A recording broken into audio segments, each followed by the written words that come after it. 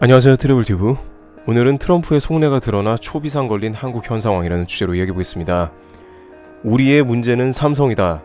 트럼프에게 도대체 한국은 어떤 대상인지 다시 한번 근본적 질문을 던지게 하고 있습니다.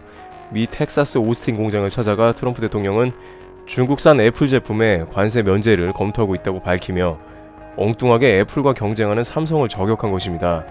그런데 지소미아 이슈 이후에 미국은 놀랄 정도로 매우 빠르게 입장을 정리하고 있습니다. 지소미아 종료를 멈춘 것은 한국이 잘했고 방위비 협상은 별개다라고 나옵니다. 이러한 태도는 마치 수출 규제와 지소미아는 별개라고 하는 일본과 비슷한 입장으로 보여지고 있습니다. 방위비 협상에 올인하겠다는 태도를 보여주고 있는데요. 분위기가 매우 심상치가 않다고 전해집니다. 그러면서 이제 트럼프 대통령이 가장 원하고 공들이는 동맹에게 방위비를 받아내는 과정이 시작되는데, 트럼프 대통령은 이 방위비 인상을 매우 중요하고 절대적으로 생각하는 것으로 전해지고 있습니다.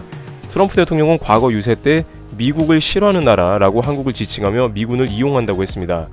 그러면서 지금까지 미국 역사상 매우 바보 같은 것은 부자인 동맹을 공짜로 지켜준 것이라고 지적합니다. 그러한 논리는 벌써 20년이 넘어 1990년대에도 트럼프 대통령은 일본이 페르시아만을 지나가는 건 미국 때문인데 단 한 푼도 안 내고 있다고 누누이 방송사 인터뷰에 등장해 미국은 바보 같은 일을 저지르고 있다고 비난했습니다.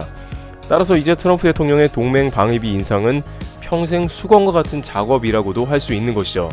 그런데 시작점이 하필이면 한국인 것입니다.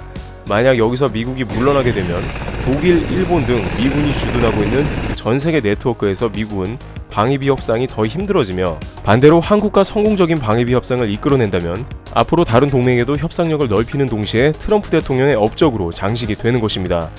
현재 이와 같은 방위비 50억 달러 인상은 미국 내에서 그 누구도 생각하지 않은 트럼프 대통령의 독단인 것인데, 결국 한국은 트럼프 대통령의 의지와 정면 충돌하는 시험대에 올라갔다는 데 큰 문제가 생긴 것입니다.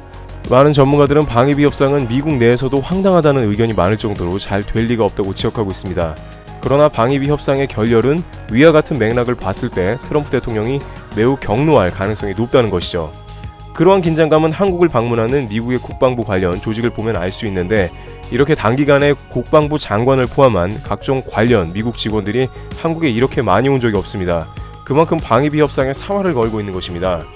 만약 방위비 협상이 결렬이 된다면 다양한 예상이 나오는데, 당장 한국에 대한 무역 및 경제 제재와 같은 변수가 충분히 등장할 수 있다고 전하고 있습니다. 방위비 50억 달러를 내지 않으면 다른 데서 뽑아내겠다는 의지를 보이는 것이죠. 이러한 방식은 트럼프 대통령이 관세를 마음대로 주무르며 중국 외 다른 나라에 지속적으로 펼치는 정책이기도 합니다. 일각에서는 최악의 경우 미국이 일본을 통해 수출 규제를 지속하는 카드를 던질 수 있다고도 지적하고 있습니다. 한국 반도체 라인이 중국에도 있고 화웨이의 공급이 되니 일본의 반도체 주요 물자 수출을 하지 말라고 한다는 것이죠. 그렇게 되면 일본도 수출 규제가 더욱 정당화되므로 한국 입장에서는 매우 어려운 상황을 맞게 된다는 것입니다.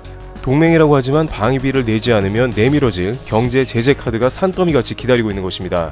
이제 지소미아에서 방위비 협상으로 넘어왔고 앞으로 한국이 미국과 어떤 방향으로 흐를지 귀추가 주목됩니다. 트래블튜브 여기서 마치겠습니다. 감사합니다.